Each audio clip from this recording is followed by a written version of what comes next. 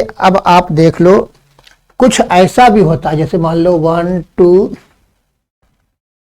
यहां पे अब मैं डाल देता हूं और ये हो गए। तो ये वाला वो जो था पीछे सैचुरेटेड सारा स्ट्रेट कंपाउंड में था, अब यहां पे स्ट्रेट नहीं रहा ये। अब यहां पे तो अगर हाइड्रोजन डाल दो आप,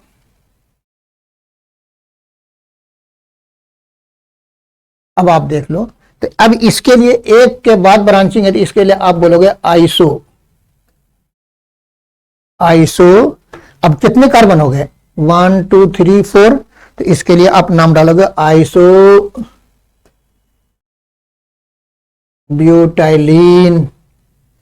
क्या होता है, एक कार्बन के बाद अगर ब्रांचिंग है तब इसके लिए आप बोलते हो आइसो, और अगर नो ब्रांचिंग है, देयर इज नो ब्रांचिंग, तो उसके लिए आप बोलते हो नॉर्मल। और नॉर्मल में अगर एक कार्बन पहले कार्बन पे डबल बॉन्डिंग है तब इसके लिए अल्फा हुआ और बीटा गामा डेल्टा बढ़ते चले गए। वो था स्ट्रेट फॉरवर्ड में। और यहां पे मैं बता रहा हूं, अगर ये है तो ये वाला पार्ट हो गया आपका आइसो, और इसके साथ ये पार्ट हो गए, इसलिए इसे आप बोलोगे आइसो ब्यूटाइलिन। तो अब मैं इसके बारे में लिखाता हूं कॉपी पे। तो यहां पे लिखता हूं common naming,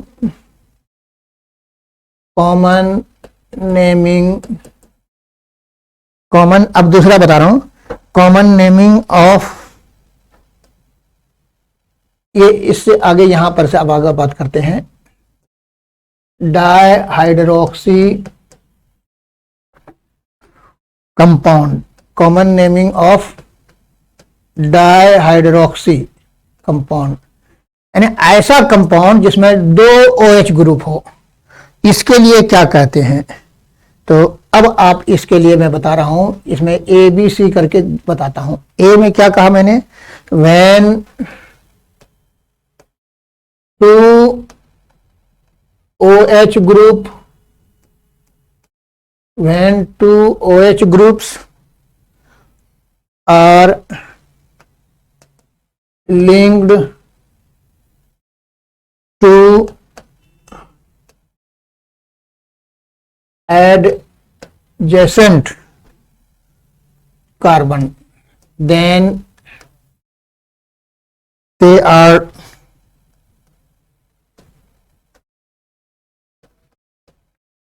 termed as alkyline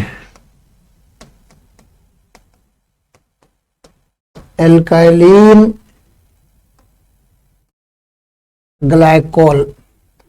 अभी मैं बताऊंगा एडजेसेंट क्या बोलते हैं, कंटिन्यूअस। जैसे अब आपको देख लो, यहां पे 1 2, यहां पे OH डाला आपने, ये हो गए OH। तो ये एडजेसेंट का मतलब होता है लगातार, एक के बाद वाला। ठीक जैसे ये OH ग्रुप इस जगह पे है, ठीक इसके बाद अगर OH लिंक हो गया तब इसे आप बोलते हो यहां पे एडजेसेंट। ये जो टर्म लिखा है एडजेसेंट, इसे समझ लीजिए। एडजेसेंट किसे कहते हैं? जैसे ये कार्बन पे OH डाला, हाइड्रोक्सी का मतलब हो गया, यहां पे आपने जो कहा OH ग्रुप, इसे कहते हो हाइड्रोक्सी।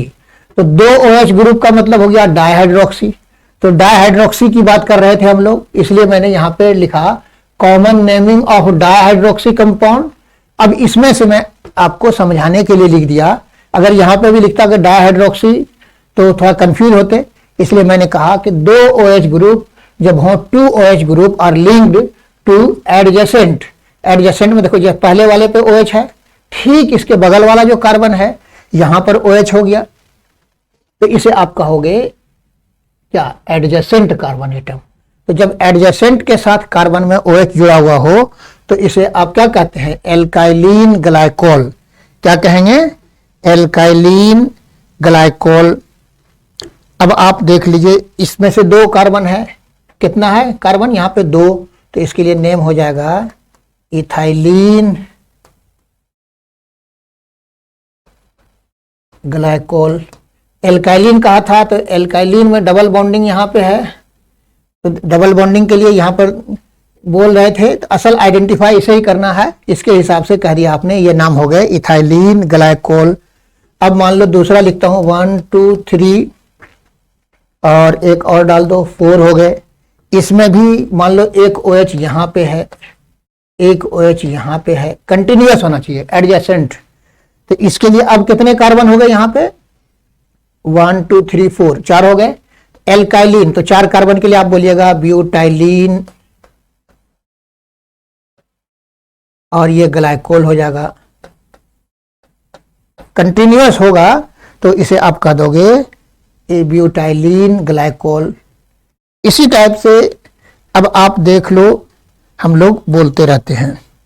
अब जैसे यहां पे आपके पास मैं एक और बता दूं,